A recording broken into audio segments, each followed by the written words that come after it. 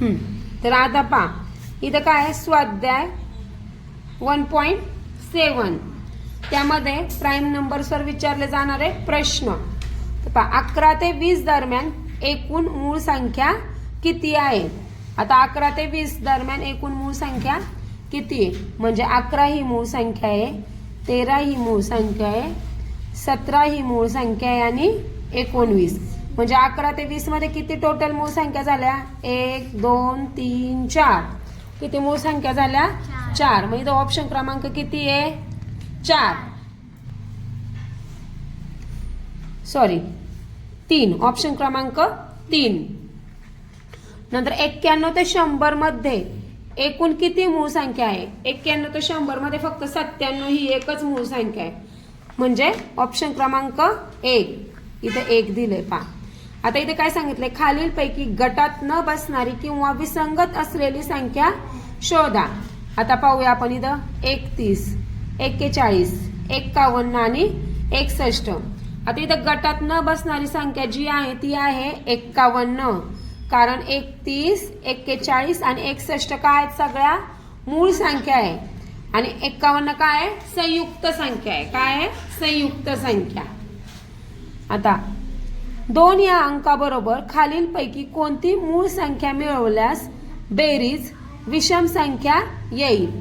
3, 7, 19 यापैकी सर्व. आता 2 मध्ये जर समजा 3 मिळवले तर किती झाले, 5. 2 मध्ये 7 मिळवले तर किती झाले, 9. 2 मध्ये 19 मिळवले तर किती झाले, 21. म्हणजे ह्या सगळ्या काय झाल्या, विषम संख्या, म्हणजे यापैकी सर्व. आता गटात न बसणारी संख्या किंवा पद शोधा. इथं आहे 2, 3, 4, 5. सांगा आता गटात न बसणारी संख्या कोणती, याच्यातली 4 आहे. कोणती आहे, 4. कारण 2, 3 आणि 5 ह्या काय आहेत, मूळ संख्या आहे आणि 4 ही काय आहे, संयुक्त संख्या आहे. 51 ते 100 या संख्यात एकूण किती मूळ संख्या आहे. 51 ते 100 मध्ये आता आपण इथं मूळ संख्या लिहिलेल्या आहेत, आपण मोजूया. 51, 1 2 3 4 5 6 7 8 9 10. किती आहेत टोटल, 10 आहेत. ऑप्शन क्रमांक 1 10. 1 ते 50 या संख्यांमध्ये एकूण संयुक्त संख्या किती आहेत. आता संयुक्त संख्या म्हणजे काय, ज्या संख्या मूळ नाही आहेत अशा संयुक्त. प्रश्न क्रमांक 7 काय, 1 ते 50 या संख्यांमध्ये एकूण संयुक्त संख्या किती आहेत. संयुक्त संख्या म्हणजे काय, ज्या संख्या मूळ नाही आहेत, मूळ संख्या सोडून येणाऱ्या संख्या काय झालं, संयुक्त संख्या. तर पहा इथं लिहिलेले आहेत 1 2 3 4 5 6 7 8 9 10 11 12 13 14 15 16 17 18 19 20 21 22 23 24 25 26 27 28 29 30 31 32 33 34. किती आहेत, 34 आहेत. किती आहे, कुठे ऑप्शन नंबर.